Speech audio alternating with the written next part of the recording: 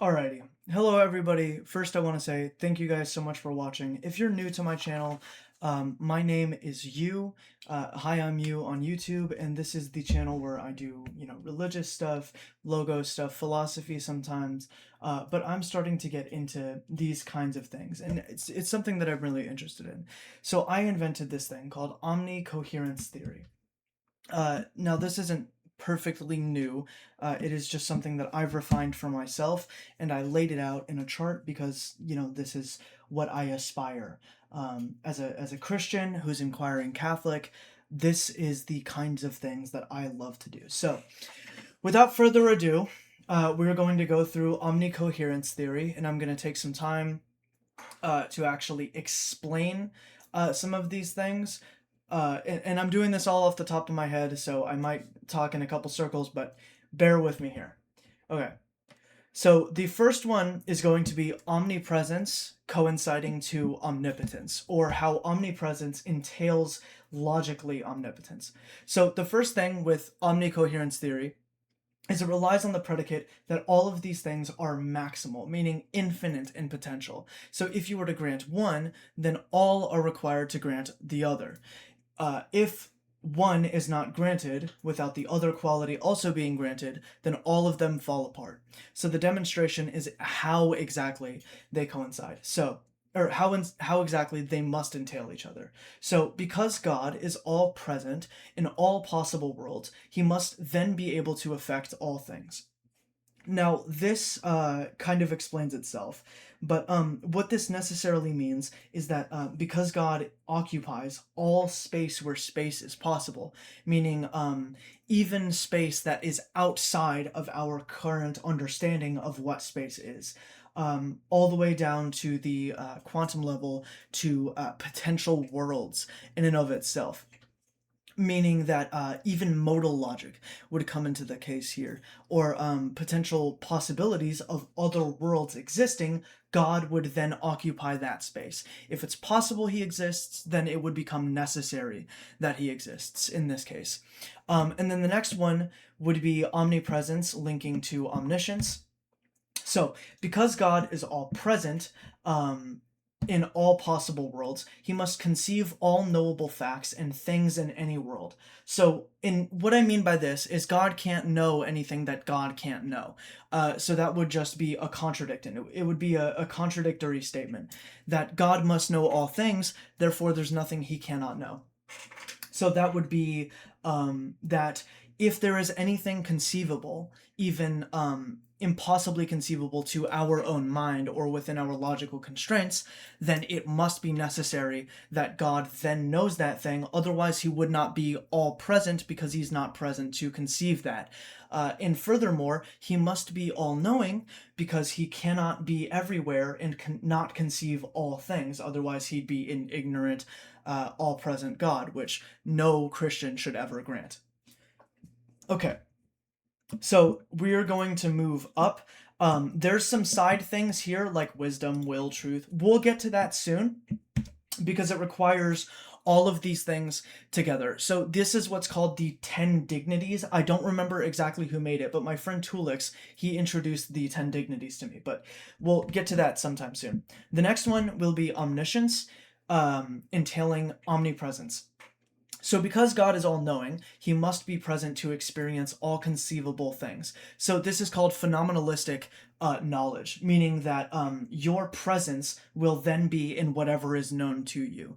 So, let's say you experience something from far away. Your presence is still there because you encapsulated that experience in virtue of merely seeing it. But let's say that you get a notification on your phone and you know that something has happened. Your presence is then in that thing where that event happened, or in what is being covered under the subject there. So your presence isn't merely where you physically are, but it is also in your experience. So experiential existence would then be covered under presence. It doesn't mean that you are literally physically there, as we don't believe that God is physical, of course, but we believe that God is present in some way. Okay, and then it would be omniscience, entailing omnipotence. So because God is all-knowing, he must know how to affect all things that exist. So this answers the question of, if God is all-powerful, can he create a boulder that is too heavy for him to lift? Of course not, because God can only affect all things that logically exist, which means anything that is illogical cannot exist, right? Unless there is a world where logical impossibilities do exist, but that would be logically impossible and a self-defeating loop. Paradoxically, it'd be completely pointless to consider the question of if God can create a boulder that he cannot lift, because it would defy his nature of what it is to be God, then no longer allowing him to be the God that is in question necessarily. So to be all-knowing, you must know how to affect all things. And the example that I like to use is the baby example. I like to use reductio examples. So let's say you have a toddler who has the bones, the mental capacity, and the capability of walking, but they do not know how to. That baby will never even be able to take their first step until they learn the mechanics themselves of how to take the step. Now, obviously, the baby isn't sitting there thinking, okay, I need to use my left ligamental fucking muscle or something like that in order to be able to take that step. What I mean is, the baby must have the cognition to fulfill the capacity to be able to take that step. It's just very simple of like, if you are to do a lift on a machine, you know how to push the weight, but you don't know how to push it perfectly. But you still know how to push the weight. God knows perfectly how to push all weight in this case.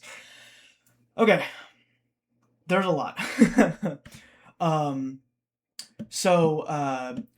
Omniscience entailing omnipresence. So because God is all-knowing, he must be present to experience all conceivable. Oh, wait, no, we already did that. My bad. I'm sorry. So the next one would be omnipotence. We'll do omnipotence coinciding with omnipresence. So because God is all-powerful, he must not be limited by space or time to affect all things. Which means that oh, wait, hold on. Oh my gosh. Because God is all-powerful, he must be present to affect all things. So, I don't believe that there is a capability of affecting something where you are not present. And that is with the predicate that experiential presence is also something there. So if you are texting somebody and you're affecting them, you're affecting that person and being present in that person's life or in that person's current mind. You are taking up you're existing in that person's mind and therefore able to affect them. We must then assume that if this predicate is accepted, as that is kind of how existence works, apparently, because we don't affect things that we can affect things that we can't touch, obviously, then it must also be assumed that God, if he is all present, then he must be able to affect everything. There's not a boulder that he cannot lift, because to do all things or to be all powerful must be a predicate of then affecting all things or being in all possible places. If it is also the case that God exists in all possible worlds, he can also interact with all of those possible worlds, assuming that he is not deistic or hands-off in his existence, which we don't have any reason to assume he is or isn't. So to constitute my belief, I would then, take the assumption that he does interact with these things. That would be my dogmatic assertion, if you want to Munchausen's me. So the next one is omnipotence coinciding with omniscience or entailing omniscience. So because God is all-powerful, he must not be limited by space or time to affect all things. Meaning, there is not a point in time that God cannot affect. There's not a point in space that God cannot affect. And this includes all possible worlds. So all possible things are affected by God. And now the reason that we believe this is if it is accepted that omniscience exists, then omnipotence must exist, because God must be present to affect all areas of existence, all factors of existence. Omnipotence would merely be a facet of omniscience. Okay, so the next one would be omnibenevolence. Now, omnibenevolence is branched out because all of these things do not necessarily entail omnibenevolence, but omnibenevolence is required for these things to entail all of the others. So let me just try and go through this and make sense of it. So, because God is all powerful, he must be capable to act out on all moral truths. As deficiency or corruption is a quality of evil, God cannot then be all evil and all powerful. So this is the case that because God contains a maximal version of these qualities, because he's all powerful, he must contain maximality, then he cannot be all evil. So to be infinitely fulfilled or maximally fulfilled as justified by omnipotence, he must be all good. So, because God knows all things, he also knows all moral truths and contains the knowledgeable capacity to act on them in the maximal manner, which means this would actually attribute to the problem of evil. So, because we do not see the maximal solution of evil, or, not the fulfillment of it, the fulfillment of the solution to evil, it would be right for theologians to assume, specifically theologians, not atheists, of course, that the greatest possible fulfillment of the reduction of evil, because good is more gratified in the face of evil rather than existing by itself, would then be not to immediately eliminate evil upon its inception, or if evil has always existed, to constantly eliminate or limit evil in the maximal way. Now, both of these things move downward towards, because God is all present, he must contain the knowledge and power to act on all moral truths, and must not himself be deprived of any. Furthermore, all moral truths must proceed from God, as his presence encompasses them in both physical and concept, and he only has the power to make the moral truths have any form of weight. And this would be meaning that virtue comes from God. So we're going to get to the other seven, what's it called? The seven dignities that are not these things. So this is really important. The predicate of omnipresence must include time and space, meaning that God either coexists with all moral truths but does not take them upon himself, or he does, and that is a more fulfilled God, which would be the one that we actually believe in, as previously stated by omnipotence and omnipresence, indicating the moral truths that would necessarily exist within him, previously explained. So we necessarily believe that all moral truths must stem from God in its ultimum origo, or origo ultima, which is the ultimate origin. Okay.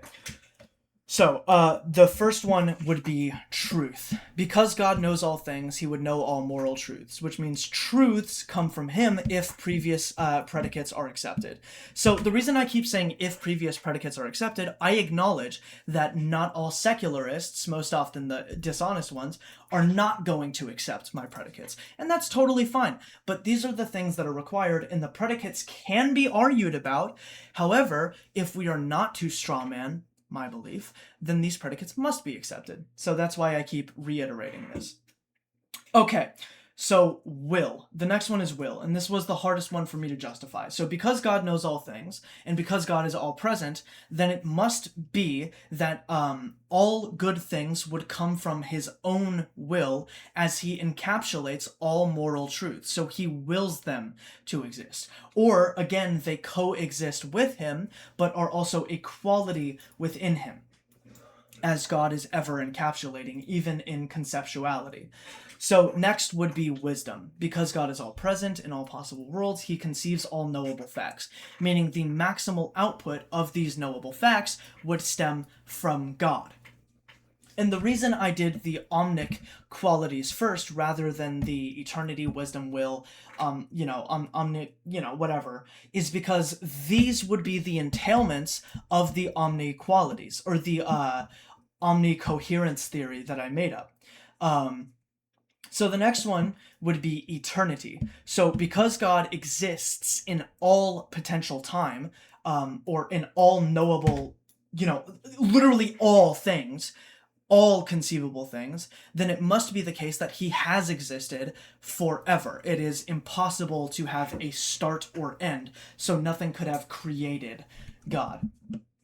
The next one would be greatness. So this greatness means maximal, not good or moral value. It just means that he is all powerful.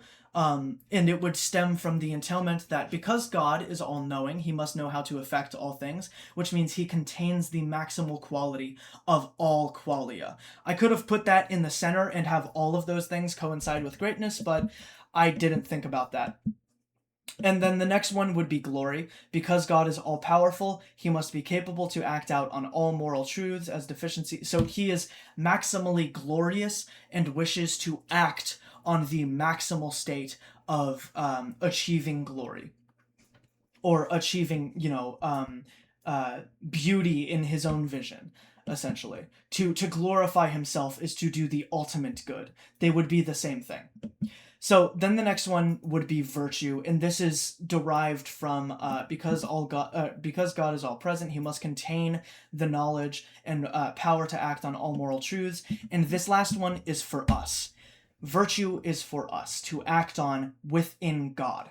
To pursue God is to pursue the things that are good, true, and beautiful. Therefore, they must be within God. They must be encapsulated within God, and that is virtue. I really hope that I explained myself well on these things. I've gone through this chart a bunch of times. I haven't gotten great sleep, but you know what? Thank you guys so much for watching. Do me a favor, subscribe if you like more content like this. I might be doing more debates. I haven't done any at all lately, but this type of stuff I love doing. I have multiple other charts, as you can see up here, eta infra, eta supra, but this omnicoherence theory is probably one of my most proud works, as it shows the logical entailments that God necessarily, if he contains one omnic quality, it will coincide with all the others. But again, thank you guys so much for watching. I'm gonna go. I'm tired, kind of. This takes a lot out of me, but I will see you guys in the next one. If you have any questions or anything, do me a favor, ask in comments, or join my Discord, which is in the links, and I'll see you guys there. See ya.